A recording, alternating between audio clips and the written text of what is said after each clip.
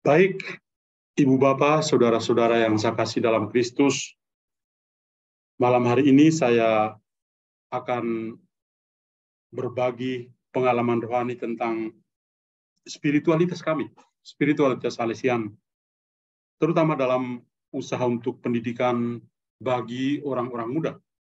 Dan sosok yang mau saya tampilkan malam hari ini adalah sosok Santo Yohanes Bosco, atau yang kita kenal Don Bosco, sebagai pendiri kongregasi kami, dan juga di Indonesia dikenal di kalangan luas pelindung atau nama-nama lembaga pendidikan yang besar di Indonesia dan juga di seluruh dunia. Memang orang kudus ini unik karena hidup pada zamannya dan benar-benar membuat sebuah revolusi yang boleh dikatakan revolusi mental untuk begitu banyak orang pada zamannya. Maka saya akan mulai dengan memperkenalkan sebentar ya siapakah sosok Don Bosco itu, meskipun kita semua sudah mengenal beliau, tapi izinkan saya lagi untuk bisa bercerita lagi tentang beliau.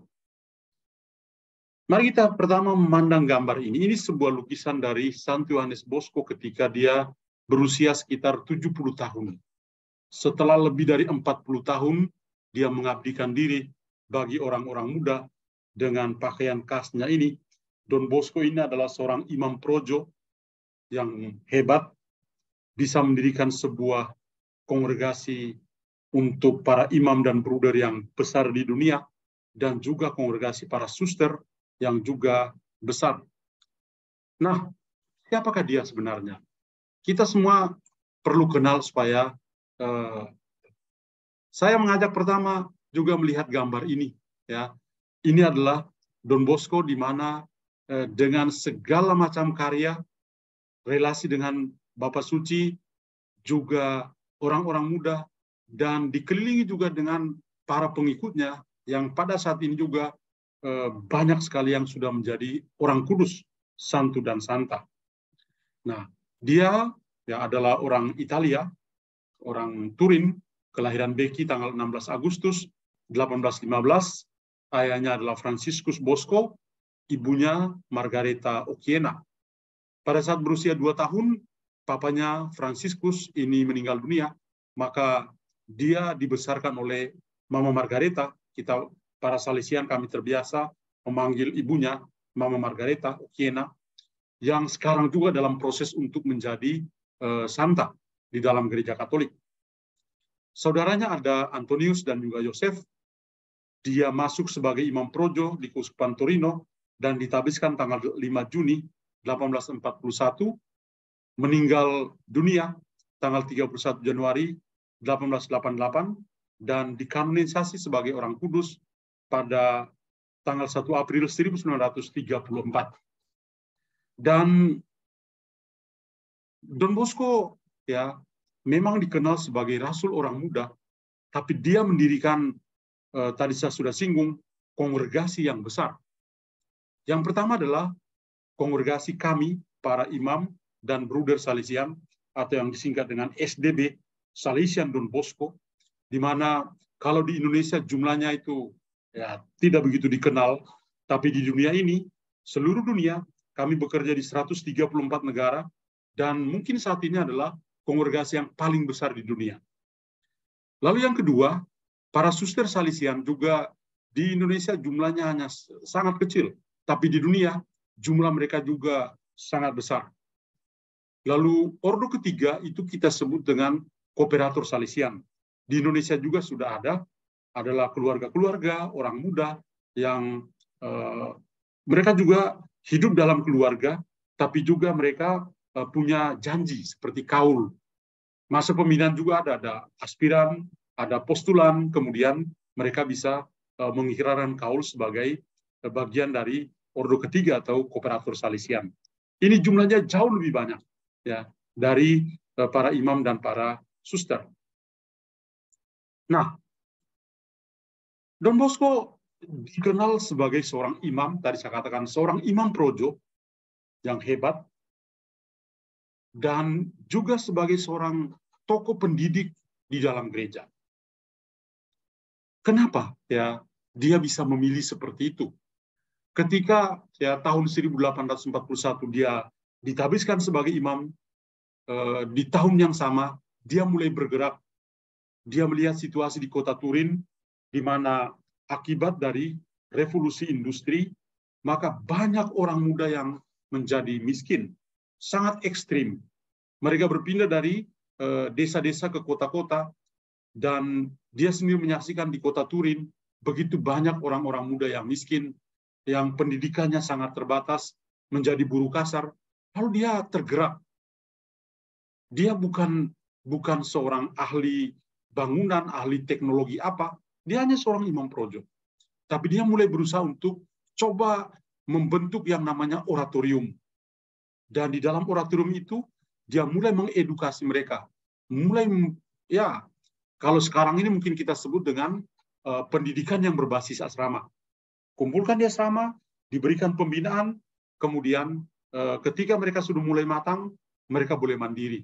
Dan itu konsep dasar dari pendidikan yang mulai dikenalkan oleh Don Bosco ketika melihat orang-orang muda yang miskin.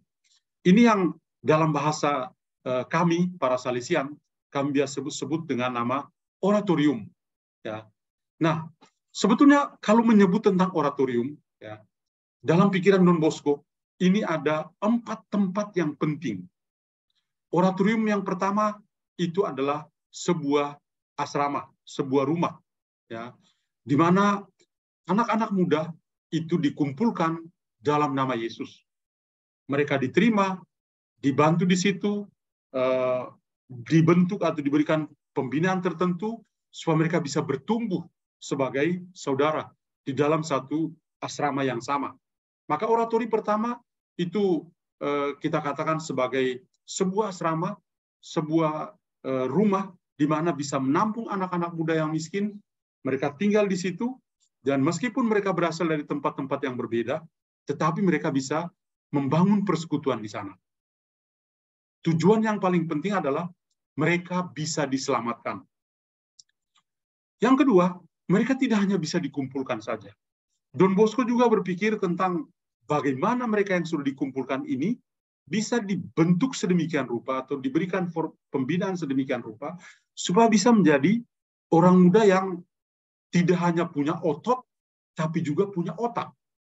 Maka dimulailah sekolah-sekolah. Di asrama itu juga bisa menjadi sebuah sekolah. Dan Don Bosco mengawali sekolah di oratorium itu dengan hal-hal yang sangat sederhana. Karena yang datang adalah anak-anak miskin, yang juga pengetahuannya sangat terbatas. Ada yang dalam kisah-kisahnya, ada yang hanya bisa tahu bersiul. Maka apa yang dilakukan oleh Don Bosco? Yang dilakukan oleh Don Bosco adalah dia berusaha supaya bisa memberikan pelatihan-pelatihan yang paling dasar. Sol sepatu, menjilid buku, menjahit, pekerjaan-pekerjaan yang sangat sederhana. Dan ini dibantu oleh ibunya, Margareta Occhiena. Maka selain rumah, oratorium juga menjadi sebuah sekolah, ya, di mana lama-kelamaan menjadi sekolah yang betul-betul sekolah yang formal, di mana di situ anak-anak belajar pemikiran yang kritis, belajar ketatanegaraan, katekismus juga mereka pelajari, ya, dan mereka bisa bertumbuh dalam kebajikan-kebajikan Kristiani. Kemudian yang ketiga, konsep oratori dari Don Bosco juga adalah sebuah lapangan untuk bermain, playground, ya, lapangan untuk bermain, di mana tidak hanya sekedar anak-anak muda itu dan remaja itu di oratorium bermain bola dan selesai. Tidak hanya sebatas itu. Itu adalah salah satu bagian yang kecil. Tapi yang paling penting adalah bahwa di dalam permainan itu anak-anak dibentuk untuk bisa bertemu dengan Yesus. Kalau tadi di sekolah dibentuk untuk menjadi orang-orang Kristiani yang baik dan warga negara yang jujur. Kalau di lapangan mereka dibantu untuk bisa berjumpa dengan Yesus melalui permainan-permainan. Games yang dipermainkan di situ itu bisa membantu mereka. Di tempat itu mereka bisa tertawa, orang-orang dari kampung dengan tekanan begitu miskin, kalau tidak diperhatikan bagaimana dengan mereka ini? Don Bosco membantu mereka. Senyum dong, smile dong, bisa ketawa, they have fun, punya kreativitas tertentu. Mereka akhirnya mendapat energi positif di dalam kehidupan mereka. Dan yang ketiga, Don Bosco itu hebat. Dia bisa menyulap tempat itu menjadi sebuah gereja. Dari rumah menjadi sekolah, menjadi tempat untuk bermain, tapi juga menjadi sebuah gereja bagi anak-anak muda. Dan di situ dia mengajarkan iman Kristiani dengan berdoa, kehidupan spiritual, ya, kehidupan rohani mereka diperhatikan, iman mereka ditumbuhkan, harapan dan cinta kasih mereka juga, ya. Dan ini sakramen-sakramen juga dilayani. Kita jangan berpikir bahwa orang Italia waktu itu mereka sudah Katolik semua, tidak. Dari kampung juga ada yang belum komuni pertama, ada yang tidak tahu mengaku dosa. Dan itu Don Bosco sebagai seorang imam muda, usia 27 tahun, itu dia benar-benar membaktikan dirinya untuk anak-anak muda yang berasal dari daerah-daerah urban itu. Jadi itu konsep dasar oratorium yang diberikan. Dan ini yang menjadi cikal bakal metode pendidikan yang diberikan oleh Don Bosco kepada orang-orang muda. Apa sistem pendidikan dari Don Bosco sehingga oratorium ini bisa berjalan dengan baik? Sebagai rumah, sebagai sekolah, sebagai playground atau lapangan bermain, dan juga sebagai gereja. Don Bosco punya satu sistem pendidikan yang sampai saat ini juga dikenal di kalangan luas. Namanya sistem preventif. Kalau sistem preventif selalu diperlawankan dengan satu sistem yang lain yang disebut sistem represif. Kalau sistem represif itu gampang sekali. Kasih peraturan, awasi, kalau dia melanggar aturan, kasih hukuman, selesai. Nah, itu sistem represif. Dan hukuman selalu diberikan yang keras. Don Bosco membuat satu sistem pendidikan yang sangat berbeda. Kami para Salesian juga sampai saat ini belum bisa semampu Don Bosco. Kenapa? Bagi dia ada 3 pilar penting. Pilar yang pertama adalah akal budi. Anak-anak muda itu dibantu untuk memiliki akal budi, ya, punya otak, otaknya kerja. Ya. Kemudian yang kedua, kehidupan iman. Mereka harus bertumbuh dalam iman. Dan yang ketiga adalah mereka mengalami bahwa mereka dikasihi. Maka 3 pilar penting dalam sistem pendidikan Don Bosco atau yang kami kenal dengan nama sistem preventif Don Bosco, ada akal budi, ada agama yang lebih berkaitan dengan iman dan ketakwaan, karena kita di negara Muslim, kami lebih menerjemahkan dengan iman dan takwa. Lalu yang terakhir adalah loving kindness atau kebaikan penuh kasih. Apa yang dimaksudkan dengan akal budi menurut Don Bosco ini? Akal budi itu Don Bosco memahami bahwa setiap orang tanpa memandang usia atau status itu punya hak diperlakukan dengan hormat. Mereka harus dihargai. Dan Don Bosco percaya bahwa dengan memperlakukan orang-orang muda dengan hormat, dengan memberikan penghargaan pada mereka, mereka akan belajar untuk menghormati diri mereka sendiri. Maka perlu memberikan instruksi, perlu memberikan bimbingan, perlu memberikan arahan yang jelas dan masuk akal. Maka dalam sistem ini, dalam pilar pertama ini, orang muda akan belajar untuk memiliki rasa tanggung jawab yang besar terhadap diri mereka sendiri. Nah, ini menjadi sangat penting ya dalam pilar yang pertama ini. Ya. Kemudian pilar yang kedua adalah agama. Don Bosco mengatakan bahwa agama atau dalam hal ini, karena dalam konteks Don Bosco waktu adalah lingkungan Katolik, maka dia pakai agama. Kalau dalam lingkungan kita yang plural, kami sering mengartikan bukan lagi agama, tapi iman dan ketakwaan yang tadi saya sudah sebutkan. Nah, iman dan ketakwaan. Agama sangat penting dalam sistem pendidikan dan pelayanan Don Bosco. Agama dan pengembangan iman membawa orang muda dan para pelayan atau para guru pada ekspresi yang mendalam tentang pribadi dari Yesus sendiri. Tanpa agama atau tanpa iman dan ketakwaan, kedewasaan yang efektif tidak akan tercapai. Dan Don Bosco mengajarkan pada para Salesian bahwa mereka harus bersatu dengan Yesus dalam sakramen Maha Kudus Bunda Maria. Ya. Maka ini menjadi warisan rohani yang sangat penting. Di mana-mana di sekolah-sekolah yang kami kelola, yang dipegang oleh kami para Salesian, itu selalu punya kebiasaan-kebiasaan yang baik. Setiap hari rosario, devosi kepada Bunda Maria, penolong umat Kristiani, itu harga mati untuk setiap anak, setiap para Salesian dan anak-anak muda yang ada di sekolah-sekolah Salesian. Ya. Maka saya melihat seperti di Timor, ya di Timor Leste misalnya, banyak sekali alumni-alumni kami itu kemudian membawa devosi ini dan menjadi kebiasaan yang baik di dalam keluarga-keluarga Kristiani yang ada. Pilar yang ketiga adalah kebaikan penuh kasih. Saya coba cantumkan di sini ya. Pada usia 9 tahun, Yohanes Bosco ya itu bermimpi bahwa ia diberitahu oleh seorang pembimbing bahwa ia harus memperlakukan anak-anak muda di sekelilingnya dengan cinta kasih. Dalam sistem Salesian, kaum muda didampingi oleh pelayan kaum muda. Ya, para asisten, kami sebutkan sebagai asisten. Dan Don Bosco tahu bahwa kaum muda harus merespon dengan kelembutan, kesabaran, terutama mereka yang miskin dan terabaikan. Kalau kita bekerja dengan orang-orang muda, mendidik orang-orang muda, ini nilai-nilai ini penting sekali. Ya, yang namanya kasih, yang namanya kelembutan hati, yang namanya kesabaran, itu harus betul-betul nampak. Dan Don Bosco mengatakan, hanya dengan cara ini, kita bisa memenangkan jiwa dari orang-orang muda.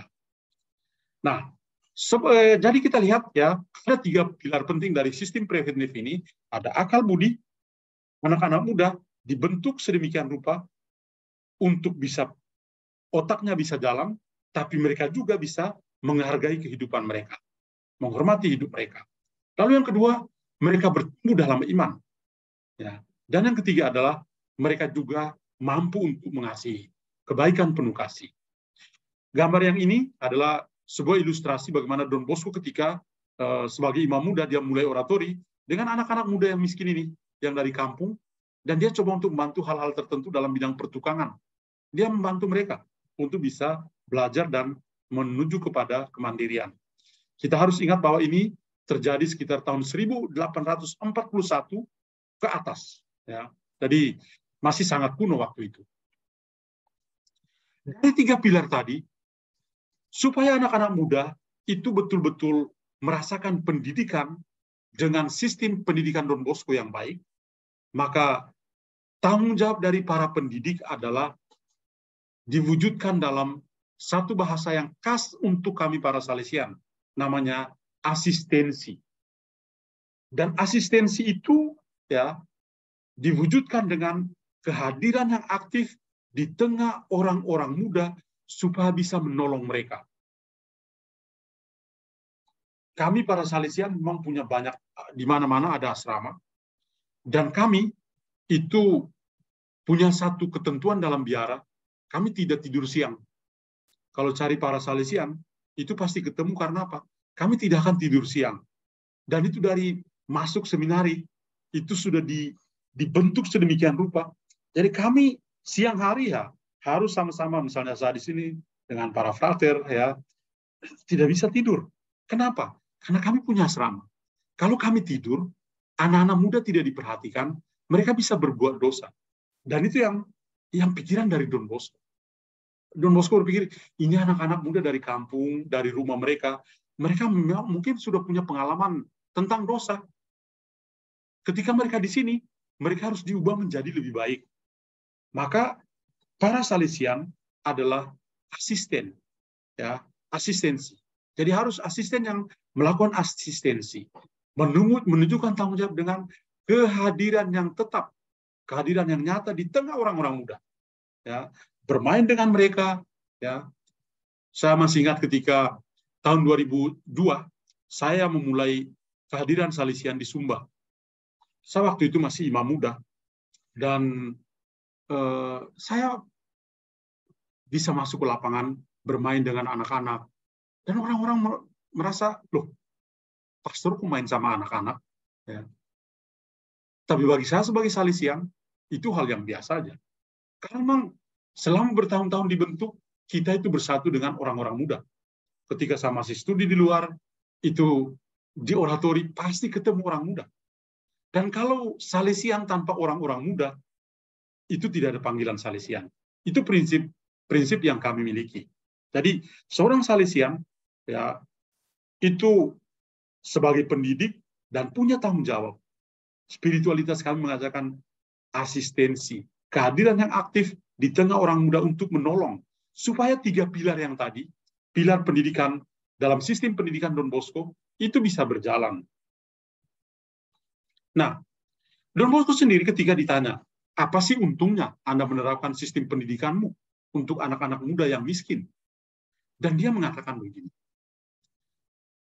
kalau sistem represif itu kasih peraturan, observasi, kalau dia salah, kasih hukuman, pukul. Itu perkaranya selesai. Don Bosco mengatakan tidak. Ketika kita mendidik orang-orang muda, tidak bisa menggunakan sistem represif. Karena itu kita tidak memanusiakan manusia muda itu. Maka yang harus kita praktikkan adalah sistem preventif. Kehadiran yang nyata, dan kita menjadi sahabat dengan mereka. Dan membantu mereka untuk tetap hidup dalam rahmat Tuhan. Dan dengan cara itu, ya, keuntungan dari sistem preventif adalah, pertama, ada rasa hormat dari para murid. Ya, rasa hormat dari para murid itu tinggi. Yang kedua, Don Bosco juga mengatakan ada transformasi karakter anak-anak.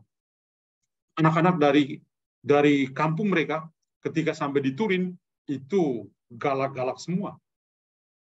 Tapi ternyata kehadiran yang aktif, berbicara dengan mereka dari hati ke hati, bisa mengubah karakter mereka. Jadi transformasi karakter dalam diri anak-anak. Yang ketiga adalah situasi oratori. Itu bisa mengubah kebiasaan anak-anak dari rumah yang kebiasaan yang jelek, ternyata ketika di oratorium mereka dibantu. Jadi modelingnya ada. Anak-anak itu karena situasi membuat mereka berubah 100% menjadi lebih baik. Nah, kenapa? Karena itu sistem preventif ini, ya, sistem pencegahan, ya, setiap Salesian atau asisten-asisten hadir untuk mencegah anak-anak muda itu jatuh ke dalam dosa atau jatuh dalam perbuatan-perbuatan yang jahat. Lalu dalam sistem pendidikan seperti ini, apakah ada hukuman bagi mereka? Jawabannya singkat, tidak ada hukuman. Yang namanya kekerasan fisik atau kekerasan verbal itu bagi Don Bosco tidak bisa diperkenankan. Kenapa? Karena kita sedang membuat manusia menjadi manusia. Kita tidak menjadikan manusia menjadi hewan, tapi menjadikan manusia sebagai manusia. Karena itu, Don Bosco mengajarkan pada kami, tidak ada yang namanya kekerasan fisik dengan tongkat, dengan menyuruh berlutut, atau dengan hukuman fisik apapun yang bisa membuat anak itu menjadi sakit hati dan menjadi benci dengan kita sebagai pembina atau sebagai edukator. Dia mengatakan, anak-anak ketika dikasih kekerasan, ya, mungkin mereka akan kelihatan baik di depan kita, tapi belum tentu itu baik selama-lamanya. Ya, belum tentu baik selama-lamanya. Dan itu yang menjadi pertanyaan yang besar. Ya, dalam situasi kita seperti ini, wah, gimana ya? Ya, kalau mereka nakal begitu, masa dibiarkan saja? 3 pilar yang tadi itu akan mengubah mereka. Ada akal budi, ada iman, dan ada kebaikan penuh kasih itu yang akan mengubah mereka. Itu menurut Don Bosco. Ya. Kekerasan verbal, waduh, kita ini kalau yang namanya sekolah-sekolah kita, kalau yang punya pengalaman mengajar di sekolah, tidak mengeluarkan kata-kata kasar, itu itu belum puas itu. Ya, harus ada kata-kata yang kasar, baru puas.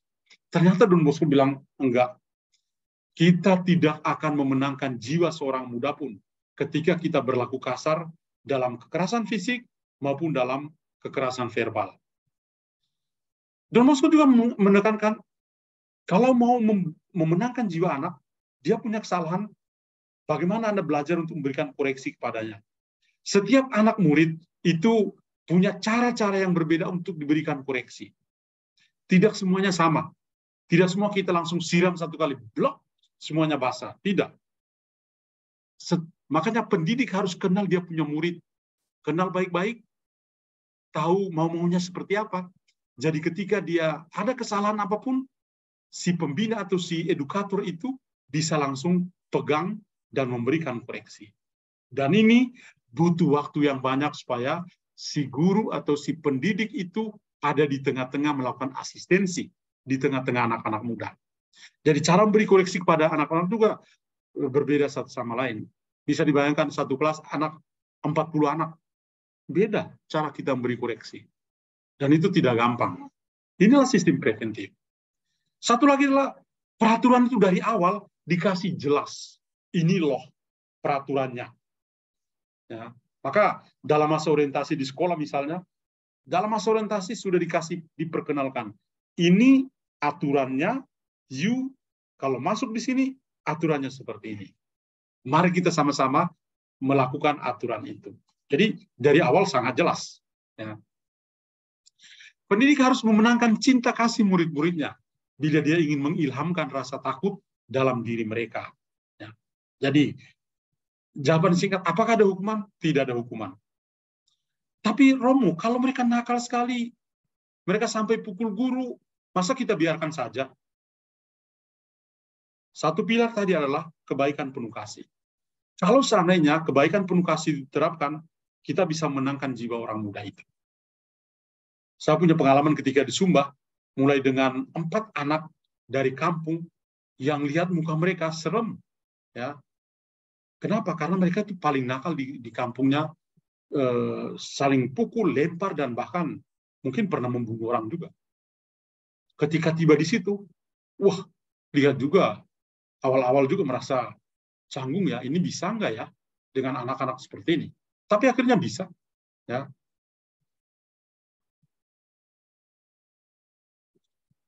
Dalam pendidikan Don Bosco ada satu yang sangat terkenal. Run, jump, shout, but do not sin. Anda boleh berlari, Anda boleh melompat, Anda boleh berteriak, asalkan jangan jatuh ke dalam dosa. Ini satu filosofi yang ada di oratorium. Anak-anak muda dikasih kebebasan. Kenapa? Karena preventif tadi. Ya. Karena preventif tadi, ada asistennya, semua guru adalah asisten, semua pastor, frater, bruder adalah asisten di sana. Ada suster di sekolah suster dan salesian, suster-suster juga di sana. Jadi ketika semuanya hadir sebagai satu teamwork, lalu anak-anak itu akan merasa sangat bebas, sangat diperhatikan karena mereka dikenal, sangat dekat. Jadi mereka boleh berlari, boleh melompat, boleh berteriak, tapi satu hal, jangan pernah jatuh dalam dosa. Santo Yohanes Paulus II pada tanggal 31 Januari tahun 1988 itu kami memperingati 100 tahun Don Bosco meninggal. Dan pada saat itu dia menulis sebuah surat kepada kami semua namanya Juvenum Patris. Dan dalam suratnya itu dia menambah satu lagi gelar dari Don Bosco. Kalau tadi itu Don Bosco dikenal sebagai bapak bagi orang muda, guru bagi orang muda. Tapi Yohanes Paulus II menambah satu lagi, sahabat untuk orang-orang muda. Ya.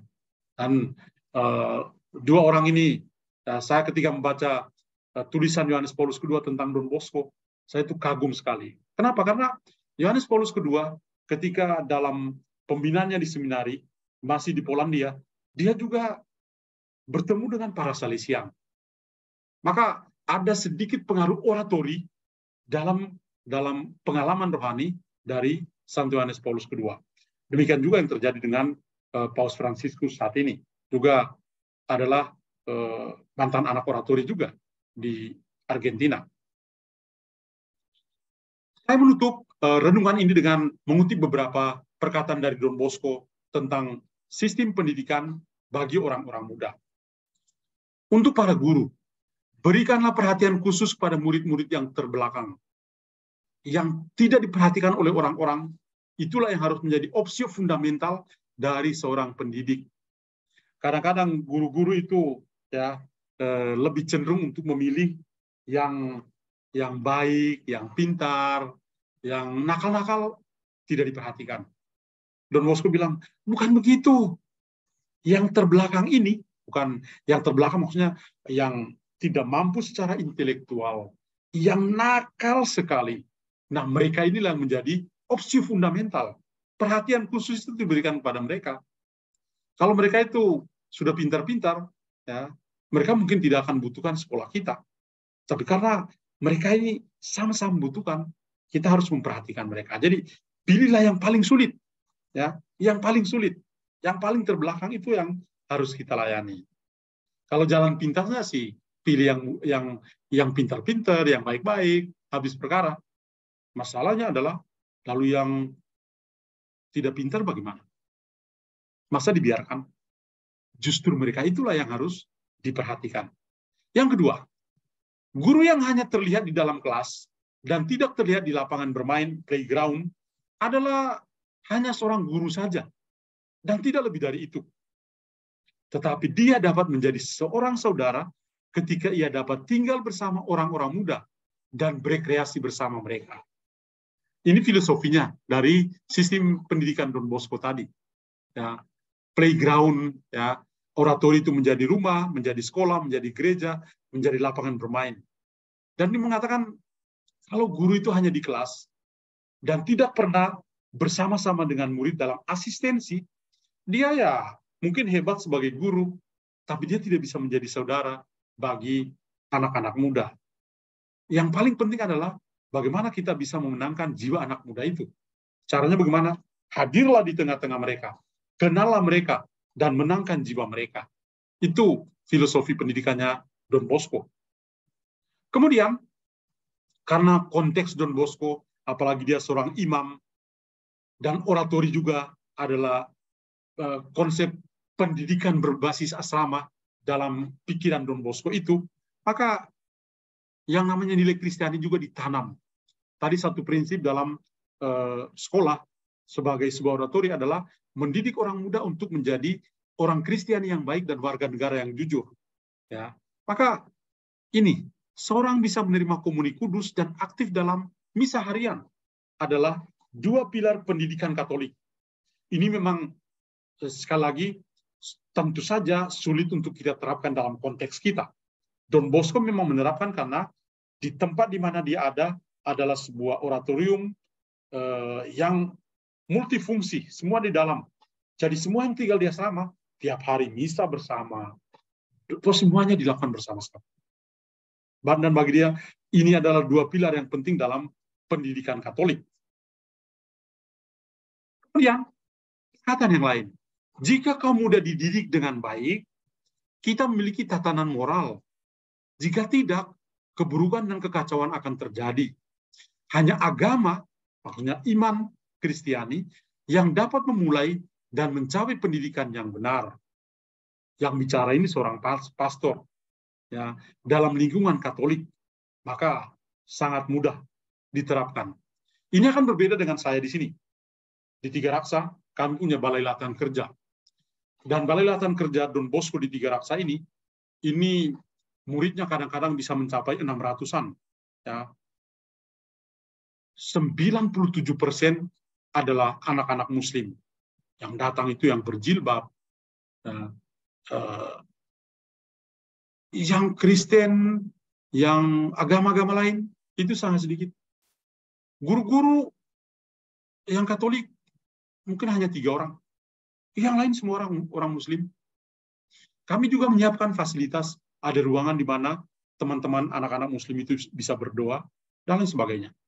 Maka kami tidak bisa mengatakan agama, ya, hanya agama yang dapat itu. Tapi di lembaga kami ini, kami tulis iman dan ketakwaan. Jadi itu bahasa yang sangat umum, di mana mereka tangkap ide itu. Nah, kalau kami mengertinya dalam hal agama, sebagai satu pilar dari sistem preventif, sedangkan kalau mereka dibantu untuk mengerti ini adalah iman dan ketakwaan. Apakah Anda ingin melakukan perbuatan yang baik? Ajarlah orang muda. Apakah Anda ingin melakukan perbuatan yang kudus? Ajarlah anak muda. Apakah Anda ingin melakukan hal yang suci? Ajarlah anak muda. Sungguh, sekarang dan di masa depan, di antara hal-hal yang kudus, inilah yang paling kudus, yakni anak-anak muda. Jadi, Don Bosco punya opsi fundamental, pilihan mendasar, selalu orang-orang muda, itu harus menangkan jiwanya, dan mereka bisa menjadi kudus. Dan memang terbukti, Don Bosco punya murid pertama yang menjadi orang kudus adalah Santo Dominikus Savio. Dominikus Savio itu menjadi orang kudus, usianya hanya 14 tahun. Maka dalam jalan sejarah kongregasi kami, tadinya itu Don Bosco selalu menggunakan Santo Aloysius Gonzaga, seorang frater Yesuit, untuk menjadikannya model untuk anak-anak muda di oratorium. Tapi ketika dia juga punya Dominikus Savio, lalu mulai Luis Gonzaga ditinggalkan, dan Dominikus Savio itu yang menjadi model kekudusan untuk orang-orang muda di dalam oratorium. Sampai sekarang kita kenal ada yang laki-laki, itu Santo Dominikus Savio, ada anak perempuan yang jauh lebih muda lagi, namanya Beata Laura Vicuña. Ini juga dari sekolah Salesian, para suster Salesian. Mari kita melihat, ini adalah gambar Don Bosco, dan begitu banyak orang muda dari berbagai macam rupa, dan Don Bosco memang hebat karena apa? Dia mendidik dengan hati. Dan memang dia adalah bapak, guru, dan sahabat untuk orang-orang muda. Saja, dan terima kasih. Terima kasih Romo untuk pengajaran malam hari ini. Kami belajar bagaimana mendidik anak muda menurut Santo Yohanes Don Bosco. Ya, tadi saya lupa sesuatu. Meskipun apa yang saya tampilkan di sini itu lebih ke pendidikan di sekolah, kelihatan seperti itu, tapi ini berlaku umum. Saya mau katakan bahwa di dalam keluarga-keluarga kita ini sama. Misalnya, dalam hal sistem preventif, orang tua itu butuh kehadiran yang aktif di tengah-tengah mereka. Dan ini menjadi challenge untuk keluarga-keluarga zaman sekarang, ketika semua suami dan istri sudah punya HP masing-masing, kadang-kadang anak-anak itu dibiarkan saja. Kalau dalam pendidikan Don Bosco, enggak. Di mana anak-anak ada, orang tuanya harus ada di sana. Dan apa yang harus dilakukan oleh orang tua? Ya, bicara dengan mereka, mendengar mereka. Ya, jadi akal budi, kebaikan penuh kasih, iman, 3 pilar dalam sistem pendidikan Don Bosco, ini bukan hanya untuk di sekolah, pendidikan berbasis asrama itu, tapi juga di dalam keluarga masing-masing, ini masih berlaku juga. Anak-anak, satu prinsip yang Don Bosco terapkan begini, anak-anak muda itu harus merasa bahwa memang mereka dikasihi. Bukan karena mendengar bahwa mereka dikasihi. Kasih itu sebuah pengalaman. Ya. Jadi, bagi saya, kalau kita masuk dalam pergumulan keluarga-keluarga modern, sistem edukasi Don Bosco ini masih laku keras ini. Bagaimana orang tua harus berkorban untuk selalu hadir, punya quality time dengan anak-anak. Kalau punya waktu untuk anak-anak, pasti memperkurang masalah. Kalau punya waktu dengan anak-anak, pasti kenal anak itu dengan baik. Moodnya, kapan good mood, kapan bad moodnya, pasti tahu. Kalau enggak bersama dengan anak-anak, bagaimana Anda tahu karakter anakmu? Bagaimana Anda tahu rahasia anakmu? Jadi, sekali lagi, sistem pendidikan Don Bosco bukan hanya untuk pendidikan formal dan non-formal dalam lembaga-lembaga pendidikan sebagai institusi, tapi juga dalam keluarga-keluarga Kristiani. Bagi saya, sistem pendidikan ini juga masih berlaku untuk keluarga-keluarga. Itu tambahan. Terima kasih Romo atas closing statement-nya. Ya. Sudah ada pertanyaan Romo dari Ibu Bungaria Manurung. Pastor mau bertanya bagaimana menerapkan sistem oratorium bagi murid SMA di sekolah. Mohon penjelasannya.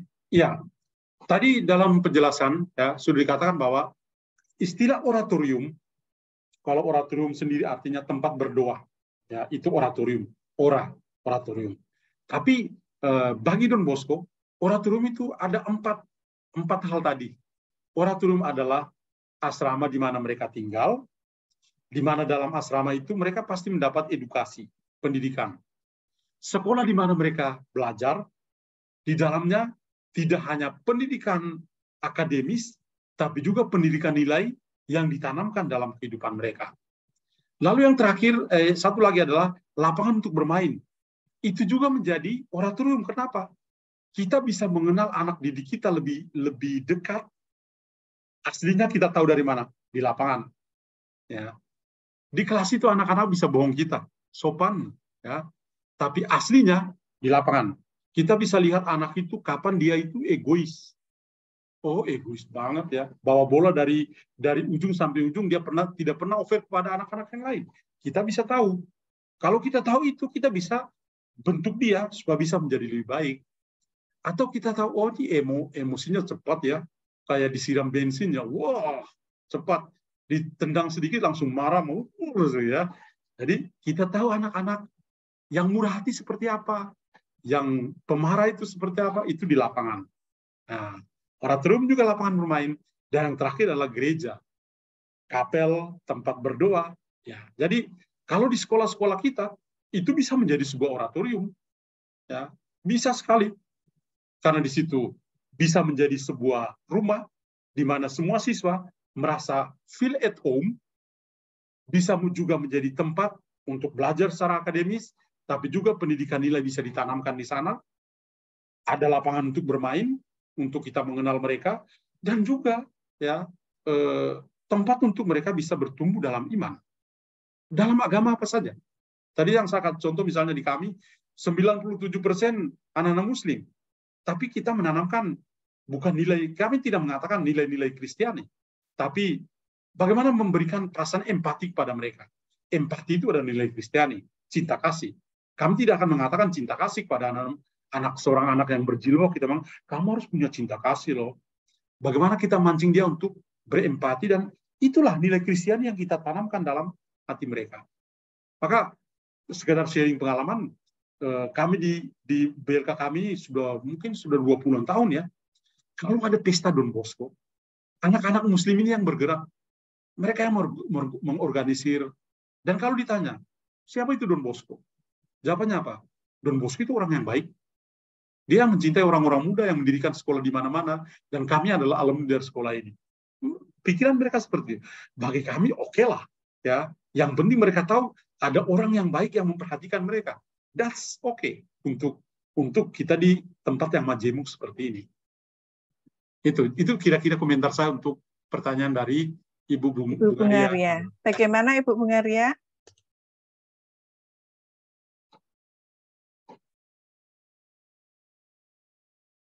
Mungkin ada pertanyaan atau sharing dari Bapak Ibu yang lain, kami persilahkan.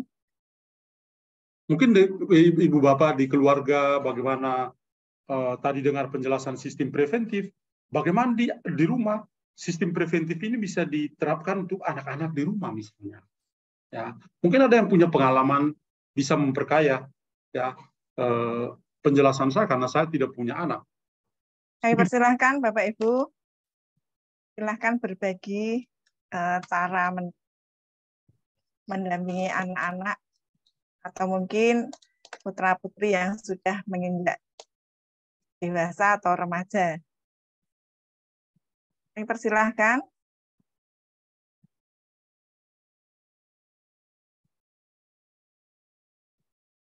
Ibu Gabriel, Suster Gabriel, maaf Suster, silakan Suster.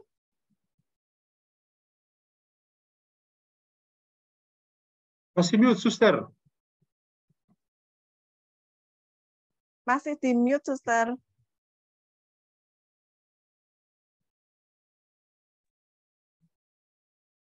Silahkan, Suster. Udah. Oke. Belum dibuka. Loh. Sudah, Suster. Silahkan. Udah dibuka. Kami dengar. Iya, sudah. Oke. Romo, saya Suster Gabriel FEC, tinggal di Medan. Oke, baik. Tadi itu kan waktu awal Don Bosco itu membuka asrama anak-anak yang dari kampung lah ke kota, ya. Sehingga mereka dididik dengan iman, dengan pendidikan Katolik, dengan tujuannya setidak-tidaknya menjadi Katolik yang benar dan yang baik. Tapi terakhir yang saya dengar itu, yang tadi itu yang di Tiga Raksa itu, justru tidakkah beralih dasar pendidikannya apa yang ditanamkan dan diinginkan Don Bosco dulu dengan yang ada sekarang? Gitu, Romo. Iya, Suster. Di beberapa tempat, kami bekerja di 134 negara. Di negara-negara, misalnya di Asia itu di Jepang misalnya, sekolah-sekolah kami di Tokyo, itu mayoritas muridnya adalah orang-orang Sintois. Kami tidak bisa menerapkan pendidikan Katolik seperti itu. Kemudian di Thailand saya kenal di Hua Hin, itu muridnya sekitar 5.000 orang di sekolah itu. Kolese itu muridnya sekitar 5.000 orang. Waduh, semuanya itu botak, pakai jubah, itu anak-anak biksu. Ya, maka kami punya romo-romo di sana, teman-teman romo di sana juga harus pakai jubah untuk bisa mirip sama mereka. Jadi jubah seperti yang punya, tapi bukan putih seperti punya saya. Mereka pakai jubah yang hitam, ya, pakai jubah hitam. Jadi meskipun dulu Don Bosco pikirannya adalah lingkungan Katolik di Italia, tapi bagaimana kami bisa menjawab kebutuhan di negara-negara majemuk seperti kita di Indonesia yang mayoritas adalah orang-orang Muslim, kemudian di Thailand yang mayoritas orang-orang Buddha, di Hong Kong juga begitu banyak orang-orang yang tidak seiman dengan kita. Paling lucu lagi di Cina daratan, di mainland, itu Salesian itu bekerja di bawah tanah dan itu lebih seru lagi, Suster. Maka kami memilih lembaga yang sekarang saya tinggal di sini di Tiga Raksa ini adalah salah satu lembaga yang juga unik di kongregasi kami. Karena mayoritas siswanya adalah anak-anak Muslim. Dan kami enjoy saja. Nilai-nilai Kristiani kami tanamkan. Seperti tadi saya kasih contoh. Ketika kita bicara dengan mereka dalam konteks berempati. Ketika salah satu staf punya musibah tertentu, oke, kita sama-sama berkumpul, pergi bersama-sama, satu pastor dan yang lain anak-anak Muslim, kita semua pergi dan mengunjungi. Dan bagi kami tidak bisa melangkah lebih dari itu, karena kalau tidak disebut kita kristenisasi. Tapi kita menanamkan nilai-nilai Kristus yang merata, seperti itu. Kemudian kami juga menyiapkan fasilitas. Ada ruangan di mana mereka harus berdoa. Mereka sholat juga. Ya. Bagi kami, ketika dia sholat dalam ruangan itu, tidak serta-merta dia langsung mengislamkan ruangan itu. Bagi kami yang penting dia bisa berdoa, sudah cukup. Dia jadi orang baik, kami jadi orang baik. Seperti itu, Suster. Jadi kami sangat fleksibel untuk bisa melihat kebutuhan. Ya, kebutuhan. Jadi mayoritas anak-anak yang di sini setiap hari datang semuanya jilbab. Tapi kami tidak merasa bosan untuk melayani karena memang ini adalah salah satu misi yang baik. Ya, seperti itu, Suster. Baik, berarti mereka tidak ada yang tinggal di asrama, toh? Ya, tidak. Kami tidak di sini karena juga ada novisiat di sini. Maka kami dulu pernah punya asrama putra. Tapi asrama putra juga sangat selektif, ya, kami sangat selektif karena memang lebih banyak fokus pendidikan kami di sini adalah pembinaan untuk para calon pastor dan bruder, tapi terbuka juga untuk anak-anak asrama yang ya dalam jumlah yang sangat terbatas.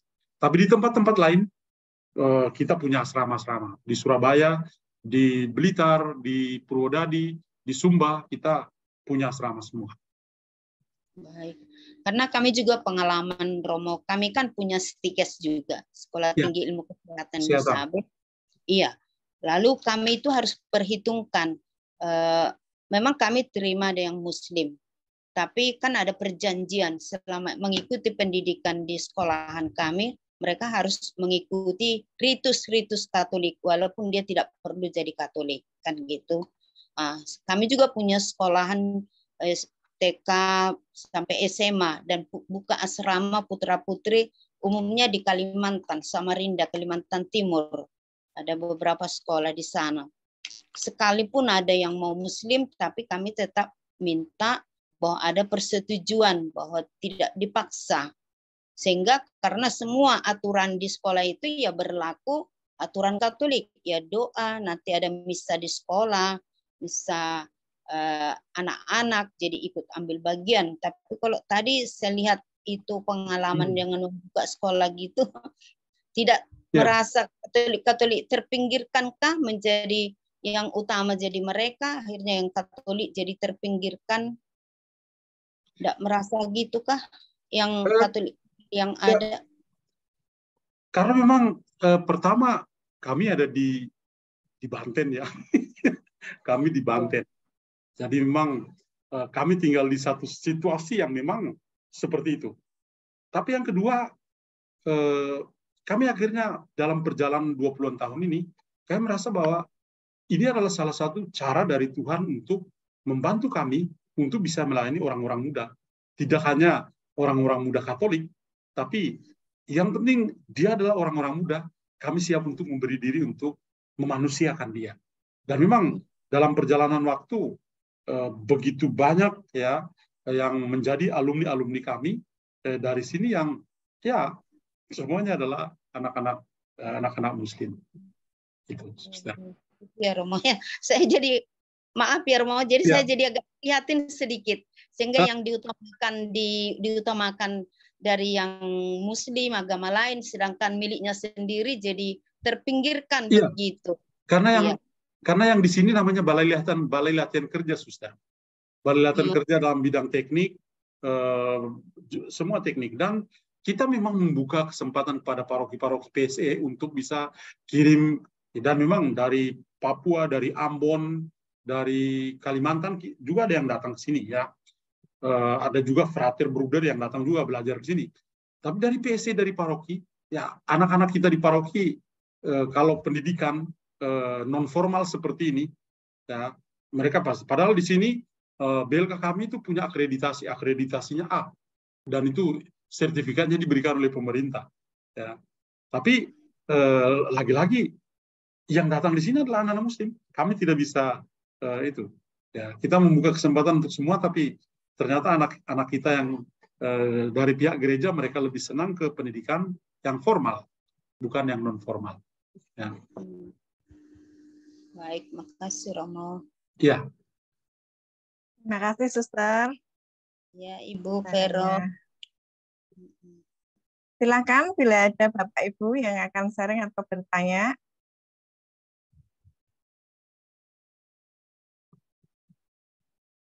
Romo pernah mendampingi anak yang mempunyai luka batin mungkin? Pernah mengalami kekerasan dari keluarga, itu punya tip enggak Romo?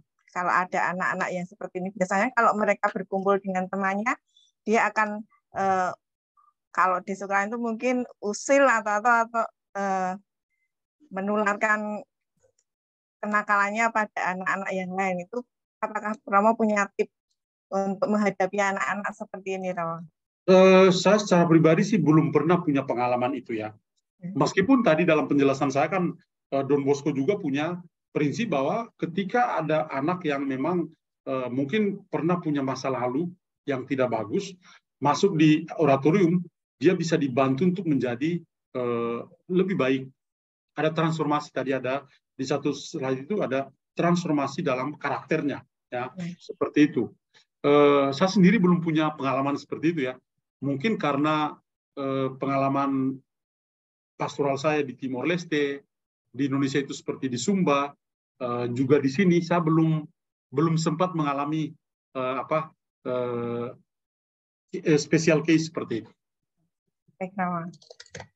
Terima kasih, Romo. Mungkin kita akan tutup acara doa malam hari ini.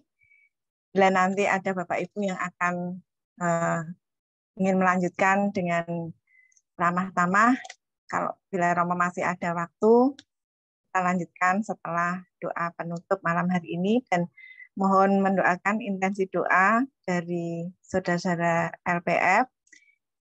Dimohon intensi malam hari ini memohon berkat dan perlindungan, kekuatan, kesehatan untuk para imam-imam, terutama imam misionaris di daerah yang sulit, serta mohon kesembuhan untuk keluarga LPF dan umat Allah, para biarawan dan para imam yang sedang sakit agar segera pulih dan sehat kembali.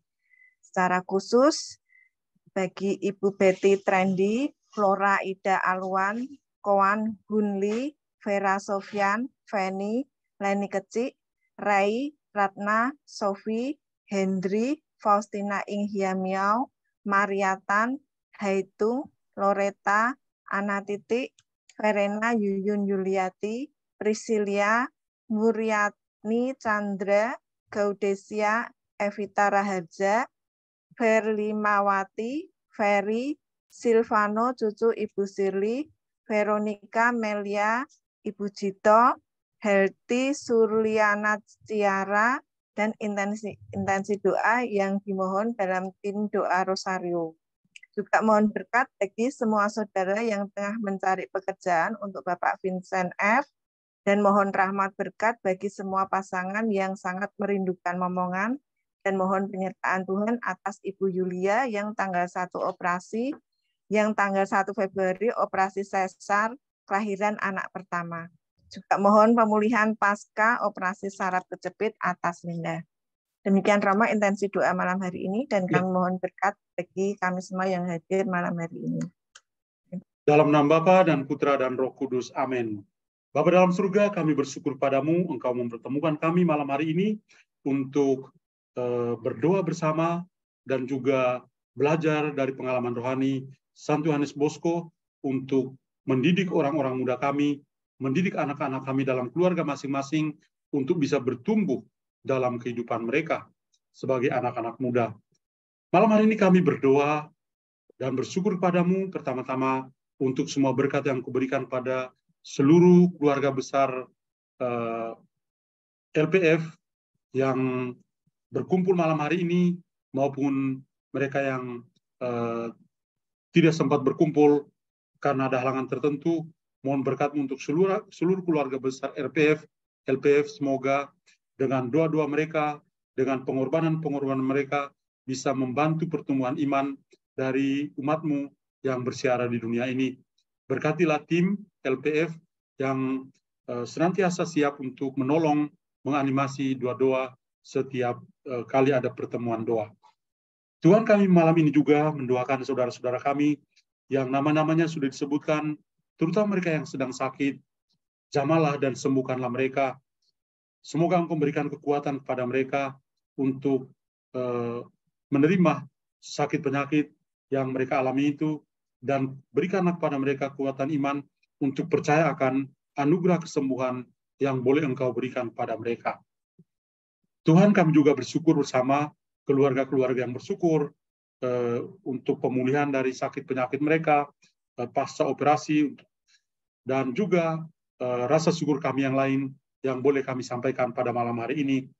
Kami juga mohon berkat-Mu untuk keluarga-keluarga yang mendambakan kehadiran anak atau kelahiran baru di dalam keluarga mereka. Terima kasih Tuhan. Mohon juga berkat-Mu untuk kami semua istirahat malam hari ini. Semoga istirahat yang menyenangkan. Besok kami boleh bangun kembali untuk melayani Engkau dan melayani sesama kami yang lain. Terima kasih Tuhan. Nama-Mu kami puji kini dan sepanjang masa. Amin. Tuhan bersamamu dan bersama roh-Mu. Semoga Allah yang Maha Kuasa memberkati saudara sekalian, Bapa dan Putra dan Roh Kudus. Amin. Sekali lagi terima kasih Romo atas waktunya malam hari ini. Kami persilahkan Bapak Ibu untuk membuka kamera. Kita akan berfoto bersama dengan Romo.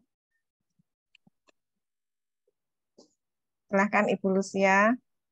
Berikan senyum termanis malam hari ini. Terima kasih Romo John. Ya, sama-sama. Terima kasih Romo. Selamat Ya. malam Romo. Selamat malam. Sehat Romo. Terima kasih Romo. Terima kasih. Terima kasih Romo. Selamat malam. Ada yang ingin bertanya untuk melanjutkan sesi pertanyaan, kami persilahkan. Ayo foto, sudah difoto ya? Udah Romo. Oh, Fotonya nggak kedengeran. iya kedengaran ini. Berarti komputernya canggih. Selamat malam.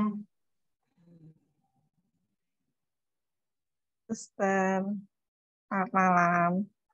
Selamat malam Ibu. Salam dari Bunda, Sister.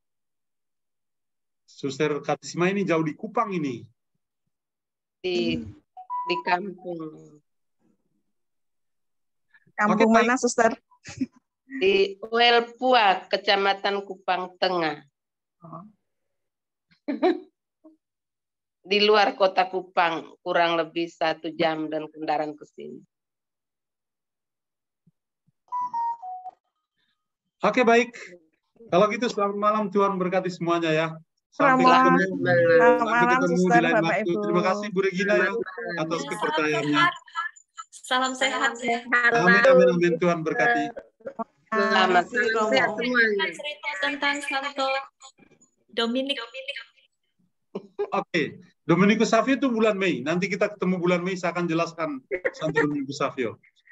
Hari ini bagus pelajaran Gus. Ya. Oke, baik. Baik. Terima kasih Romo. Selamat malam semua.